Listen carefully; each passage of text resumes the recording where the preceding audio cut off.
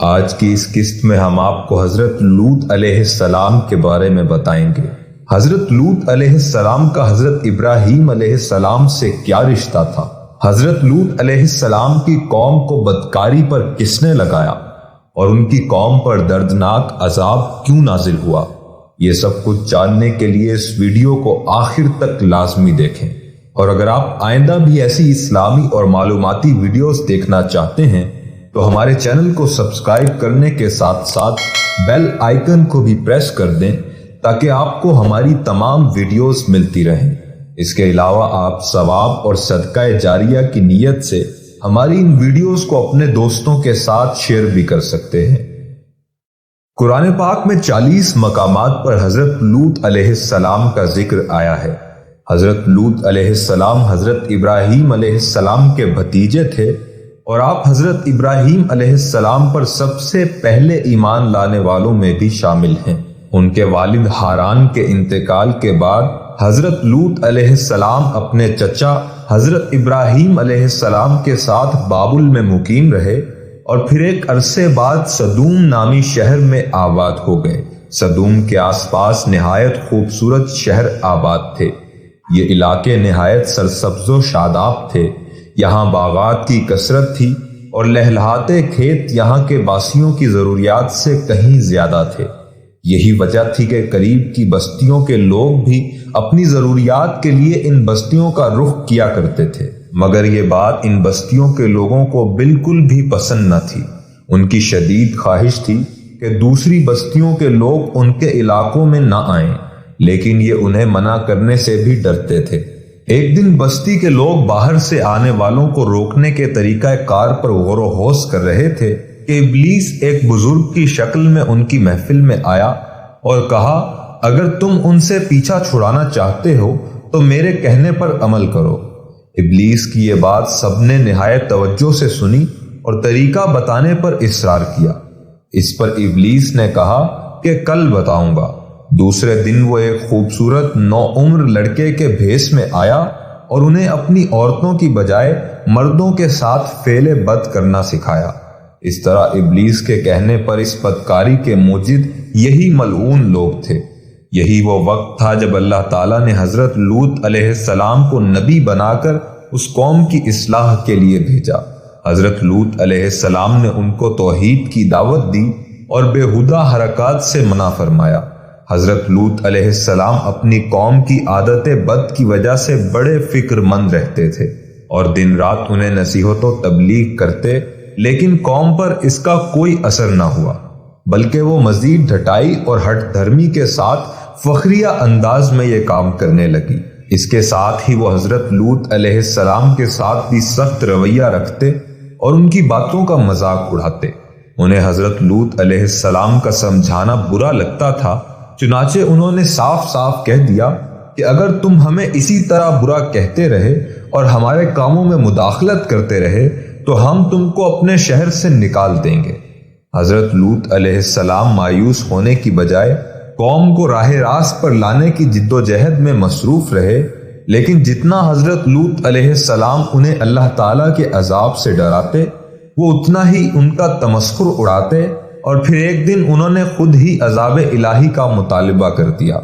اللہ تعالیٰ نے انہیں اب تک دردناک عذاب سے محفوظ رکھا تھا، اور بدترین فحاشی اور بدکاری کے باوجود انہیں ڈھیل دی جا رہی تھی، لیکن اب انہوں نے خود ہی عذاب کی فرمائش کر دی اور بولے، اے لوط، اگر تم سچے ہو تو ہم پر عذاب لے آؤ۔ قوم کے اس مطالبے کے بعد حضرت لوط علیہ السلام کو یقین ہو گیا کہ اللہ تعالیٰ نے ان کے دلوں پر مہر ثبت کر دی ہے اور اب یہ راہ راست پر آنے والے نہیں، لہٰذا انہوں نے نہایت بے بسی کے عالم میں اللہ تعالیٰ کے سامنے ہاتھ پھیلا دیے اور دعا کی کہ اے میرے پروردگار، ان مفسد لوگوں کے مقابلے میں میری نصرت فرما۔ اللہ تعالیٰ نے اپنے نبی کی دعا قبول فرمائی اور اپنے خاص فرشتوں کو دنیا کی طرف روانہ کر دیا۔ یہ فرشتے حضرت لوط علیہ السلام کی بستی پہنچے اور دوپہر کے وقت وہاں داخل ہوئے۔ جب وہ سدوم شہر میں پہنچے تو ان کی حضرت لوط علیہ السلام کی صاحبزادی سے ملاقات ہو گئی، جو وہاں پانی بھرنے پہنچی تھی۔ فرشتوں نے لڑکی سے پوچھا کیا ہم یہاں کہیں ٹھہر سکتے ہیں؟ لڑکی نے جواب دیا، آپ یہیں رکے رہیں، میں واپس آ کر بتاتی ہوں۔ در حقیقت لڑکی کو ڈر ہوا کہ اگر یہ قوم کے ہاتھ لگ گئے تو ان سے بدسلوکی ہو سکتی ہے۔ وہ اپنے والد حضرت لوط علیہ السلام کے پاس آئی اور صورتحال سے آگاہ کیا کہ اے ابا جان، شہر کے باہر چند اجنبی نوعمر لڑکے ہیں، کہیں ایسا نہ ہو کہ قوم ان کو پکڑ لے۔ قوم نے حضرت لوط علیہ السلام کو مہمانوں کو اپنے ہاں ٹھہرانے سے منع کیا، لیکن اس کے باوجود وہ چھپ چھپا کر انہیں اپنے گھر لے آئے۔ روایات کے مطابق یہ فرشتے حضرت جبرائیل علیہ السلام، حضرت میکائیل علیہ السلام اور حضرت اسرافیل علیہ السلام تھے، جو نہایت حسین و جمیل نوعمر لڑکوں کی شکل میں تشریف لائے تھے۔ جب حضرت لوط علیہ السلام نے ان خوبصورت نوعمر لڑکوں کو دیکھا تو سخت گھبراہٹ اور پریشانی میں مبتلا ہو گئے۔ انہیں اپنی قوم کی عادت قبیحہ کے پیش نظر خطرہ تھا کہ نہ جانے قوم ان کے ساتھ کیا سلوک کرے۔ حضرت لوط علیہ السلام کی بیوی کافروں سے ملی ہوئی تھی، سو اس نے نوعمر لڑکوں کی گھر میں موجودگی کا راز فاش کر دیا۔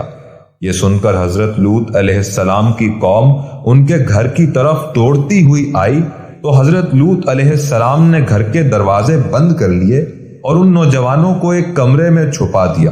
بدکار مسلح لوگوں نے آپ کے گھر کا گھیراؤ کیا ہوا تھا اور ان میں سے کچھ گھر کی دیوار پر بھی چڑھنے کی کوشش کر رہے تھے۔ حضرت لوط علیہ السلام اپنے مہمانوں کی عزت کے خیال سے بہت زیادہ گھبرائے ہوئے تھے، چنانچہ اس بے بسی کے عالم میں ان کے منہ سے نکلا، اے کاش مجھ میں تمہارے مقابلے کی طاقت ہوتی یا کسی مضبوط قلعے میں پناہ پکڑ سکتا۔ فرشتے یہ سب منظر دیکھ رہے تھے۔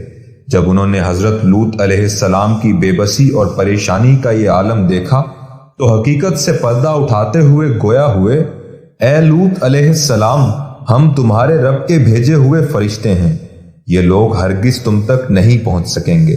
کچھ رات باقی رہے تو اپنے گھر والوں کو لے کر چل دو اور تم میں سے کوئی شخص پیچھے مڑ کر نہ دیکھے، مگر تمہاری بیوی کہ جو آفت ان پر پڑنے والی ہے وہی اس پر پڑے گی۔ حضرت لوط علیہ السلام حقیقت حال جان کر مطمئن ہو گئے اور اپنے اہل خانہ کے ساتھ رات ہی کو نکل کھڑے ہوئے۔ بیوی بھی ان کے ساتھ تھی، لیکن کچھ دور جا کر وہ اپنی قوم کی طرف پلٹ گئی اور قوم کے ساتھ جہنم رسید ہو گئی۔ ابھی صبح کا آغاز ہی ہوا تھا کہ اللہ تعالیٰ کے حکم سے حضرت جبرائیل علیہ السلام نے بستی کو اپنے پر سے اکھیڑا اور پھر اپنے بازو پر رکھ کر آسمان پر چڑھ گئے، پھر اس بستی کو زمین پر دے مارا، جس کے بعد ان پر پتھروں کی بارش ہوئی۔ ہر پتھر پر مرنے والے کا نام لکھا ہوا تھا۔ جب یہ پتھر ان کو لگتے تو سر پاش پاش ہو جاتے۔ صبح سویرے شروع ہونے والا یہ عذاب اشراق تک پوری بستی کو نیست و نابود کر چکا تھا۔ قوم لوط کی ان خوبصورت بستیوں کو اللہ تعالیٰ نے ایک انتہائی بدبودار اور سیاہ جھیل میں تبدیل کر دیا، جس کے پانی سے رہتی دنیا تک کوئی فائدہ نہیں اٹھایا جا سکتا۔ سمندر کے اس خاص حصے میں کوئی جاندار، مچھلی، مینڈک وغیرہ زندہ نہیں رہ سکتا، اس لیے اسے بحیرہ مردار کہا جاتا ہے۔ اس کے مغرب میں اسرائیل اور مشرق میں اردن واقع ہے۔ اس کا پانی حد سے زیادہ نمکین ہے۔ اس کے ارد گرد کی زمین، جو کبھی دنیا کی سب سے زیادہ سرسبز و شاداب زمین تھی، بنجر اور صحرائی زمین میں تبدیل ہو چکی ہے، اور اب یہ دنیا کا ایک ایسا مقام ہے کہ جہاں زندگی پنپ نہیں سکتی۔ چینل کو سبسکرائب کرنا اور بیل آئیکن کو دبانا مت بھولیں۔